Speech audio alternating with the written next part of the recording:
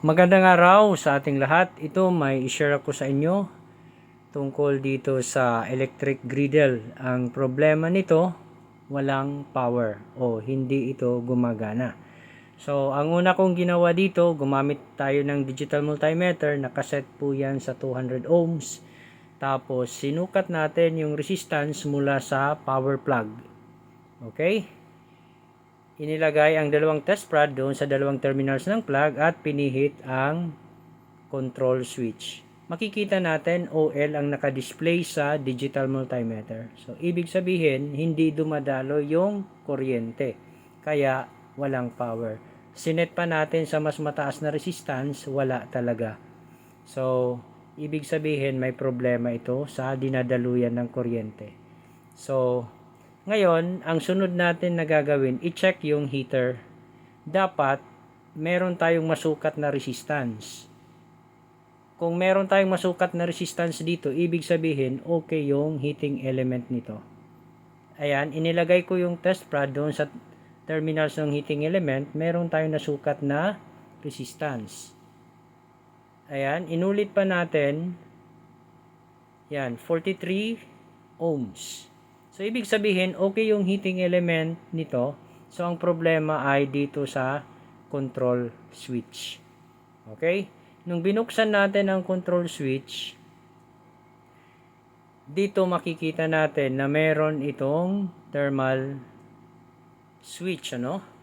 Tapos, yung sunod ko na ginawa dito, chinek ko yung continuity mula sa plug. So, inilagay ko yung isang test rod doon sa isang terminal ng plug o ng power plug at yung isa namang test rod ay dito sa may switch. So, makikita natin nagkakaroon ng zero resistance. So, ibig sabihin, yung terminals na yan ay magkadugtong. Ayan, inilipat natin sa kabilang terminal noong thermal switch. Okay, ulitin natin. So, ayan, naka-off pala. So, i-turn on natin. So, ayan, naka-turn on na. So, ulitin natin yung pag-check ng continuity. Yung test rod dito sa isang terminal ng plug. Yung isa namang test rod ay doon sa isang terminal ng switch. Ano? O nung thermal switch. Okay. Ngayon, meron tayong nasusukat dyan na mababang resistance. So, ibig sabihin, magkadugtong yung terminal ng plug dyan sa terminal na yan. Okay, nung inilipat natin sa kabilang terminal ng switch, nagkaroon din ng zero resistance. So, ibig sabihin, okay yung connection yan. Ngayon, sa kabilang terminal naman ng power plug, yung chinek natin, dyan, wala tayong nasukat na resistance. So, ibig sabihin, open yung linya. So, since nabuksan na natin itong control switch, nilinis na rin natin yung thermal control switch. Ayan. Gumamit tayo dyan ng 800 grit na liha o sandpaper. At, ayan po, nililinis po natin yung contact point ng thermal switch. Yun. Okay, so kailangan natin linisin yan kasi mamaya baka maback job pa. So, kailangan lubos-lubusin na yung pag-aayos nito. Okay?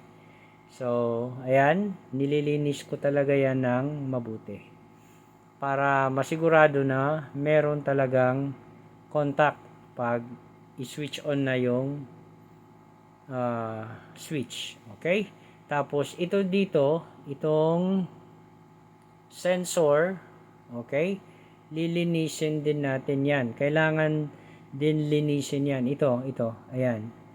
Yan, kailangan linisin yan para kaagad na magdidetect nung required na high temperature para mag-automatic off itong thermal switch.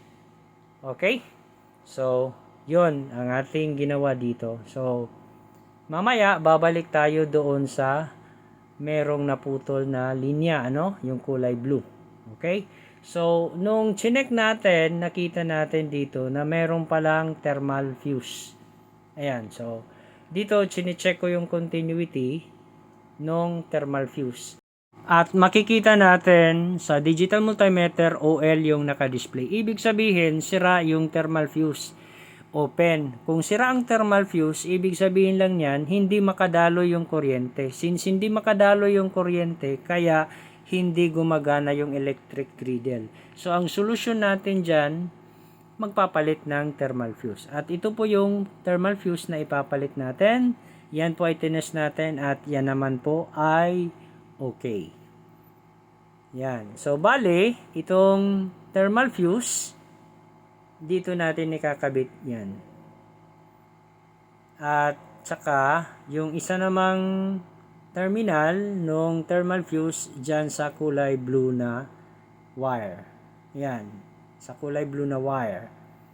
Dyan ikakabit yung isang terminal ng thermal fuse at saka yung isa naman ay doon sa may terminal na para sa heating element.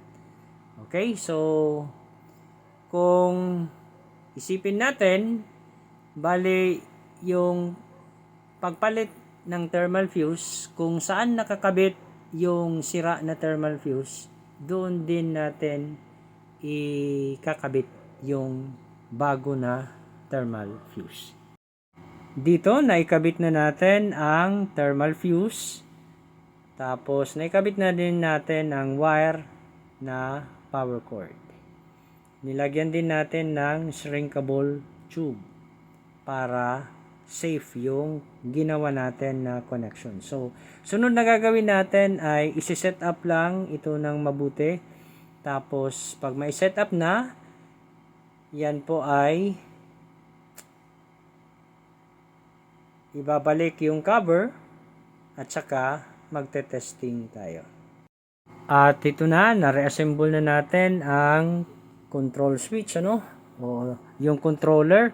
So, mapansin ninyo, pinakintab natin yung temperature sensor para naman po ay kaagad mag-detect ng pinakamataas na temperature at i-automatic i-off yung thermal switch at saka para hindi na gumana yung heater. At protection din yan para hindi masira yung heating element. So, dito, i-testing natin ulit yung continuity mula dito sa plug. Ayan. Ilagay natin ang test prod doon sa dalawang terminals ng plug. Tapos, pihitin natin ang control switch. Yan. Pinihit na natin. Meron na tayong nasukat na resistance. Okay? So, ibig sabihin, okay na yung ating ginawa dito na nagpalit ng thermal fuse. Okay? Ngayon, i-plug in na natin sa power source. Gagamit lang tayo dito ng temperature gun. Okay. So, i-plug in ko na ito sa power source. Ayan. Nag-turn on na tayo, makikita ninyo umilaw na yung pilot light, Dito chine-check natin yung temperature. Hindi pa masyadong umiinit. Okay, tuloy lang natin yung pag-check ng temperature. Yan, 37.2 na. Okay, bumalik sa 37. Okay, yan. 39.3 na. Ibig sabihin, uminit na o gumana na yung heating element, yung high. So, ibig sabihin, mataas na sa 40 degrees Celsius. So, okay. So, okay na ito. Gumagana na, umiinit na. So, pwede na itong gamitin. Okay, madali ang recap tayo. So, bali ang problema nito, no power, kaya no power dahil sira ang thermal fuse. Nung nagpalit tayo nung thermal fuse, yan naman po ay naging okay na. So hanggang dito na lang itong ating video tutorial. Kung nagustuhan niyo itong video, paki-like and share. Kung hindi ka pa nakapag-subscribe, maaari po lamang ay mag-subscribe sa aking channel.